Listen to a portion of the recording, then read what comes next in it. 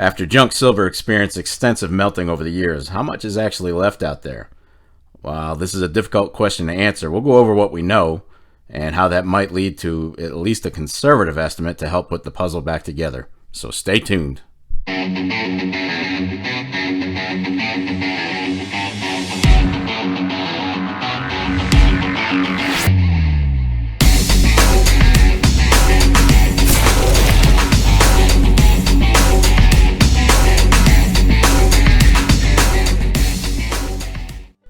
Well, what do you say, YouTube? What is going on? Welcome to another edition of the Silver and Gold Stack Attack, episode number 80.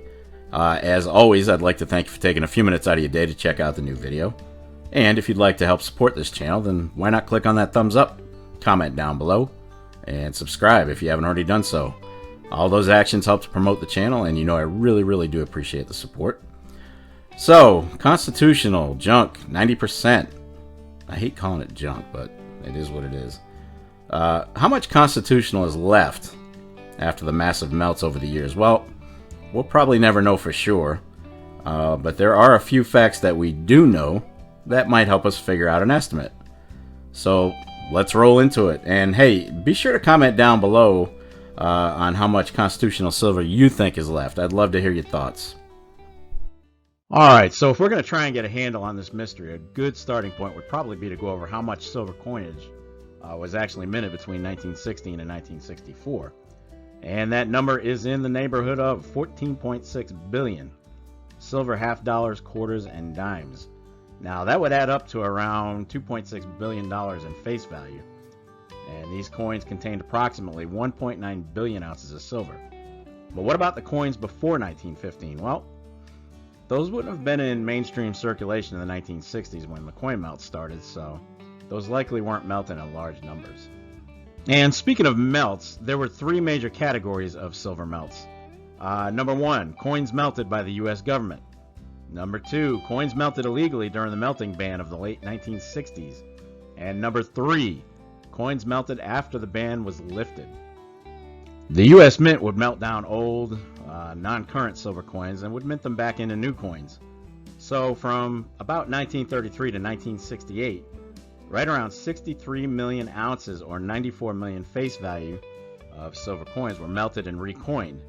Now based on this, that could add up to about 3.6% of the total silver coins dated between 1916 and 1964 being melted down. In the late 1960s, the U.S. Mint began a new program of hoarding and melting. So basically, whenever silver coins were cycled through the Federal Reserve banks, the government would pull them out of circulation and replace them with the cheaper new clad coins.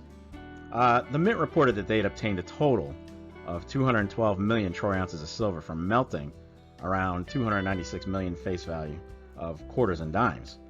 Half dollars, ironically, were not included in this melting.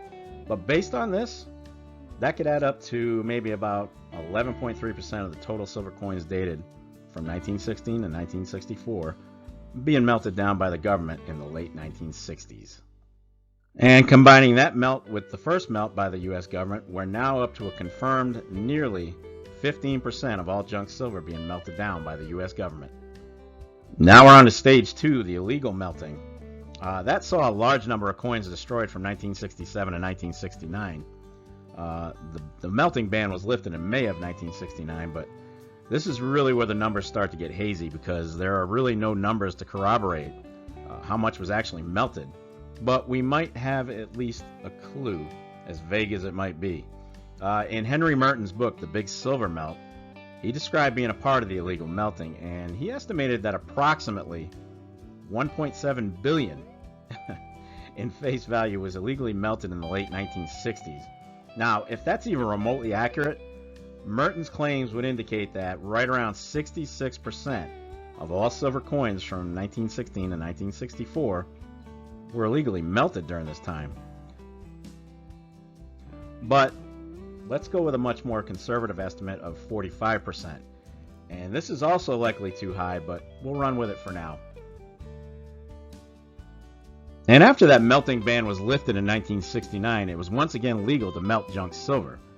In May 1974, a newspaper reported that an estimated 2,000 or more bags, each containing $1,000 face value of silver coins were being melted weekly at the time. The key word there, though, is quote-unquote estimated. But then in 1979 and 1980, due to the Hunt brothers, pictured here, attempting to corner the silver market, the price of silver went up to the highest value in its history. And this would basically set off another huge round of junk silver melting. People were standing in line to get this stuff done. One dealer stated that in a one-year period between 1979 and 1980, his business alone had sent thousands of 1,000 face value bags to be melted. Thousands. And we'll go back one more clue. The late Joel Cohen of New York, who was a coin dealer, and he played a central role in the great silver melts, he agreed with those numbers. In a 1985 interview with PCGS, he estimated that all the silver coins produced by the United States Mint, out of all those coins, only about 1/4 survived the ongoing melts. He confided that he himself sold refiners right around $400 million worth of mostly silver coins during that period of July 1, 1979 to June 30, 1980. And he also said that the other guys were doing the same thing.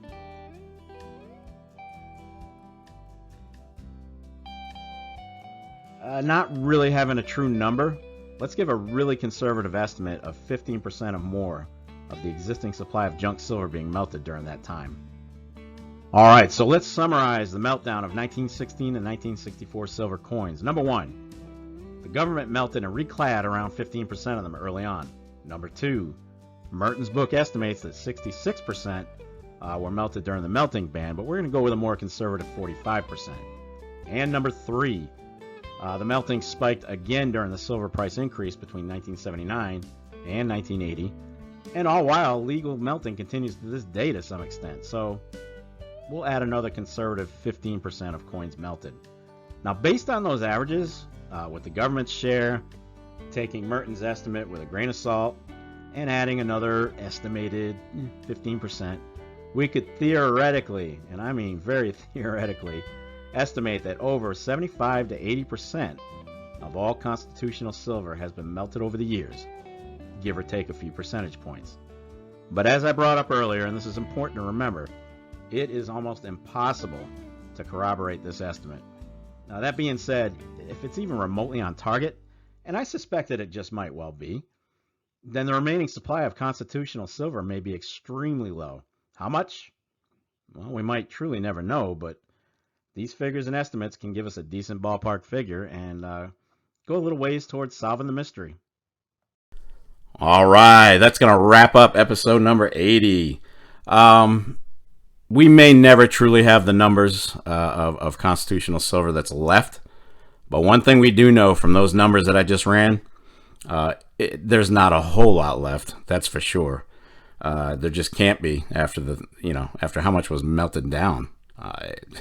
There were some massive meltdowns, folks. So one thing we do know about constitutional, and this is fact, it's not debatable. Once it's gone, it's gone. And that's unfortunate in a way. All right, so I will catch up with you guys next video. But in the meantime, you know what to do.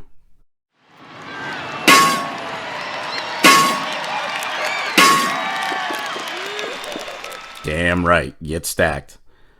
All right, folks, I appreciate you hanging in here till the end.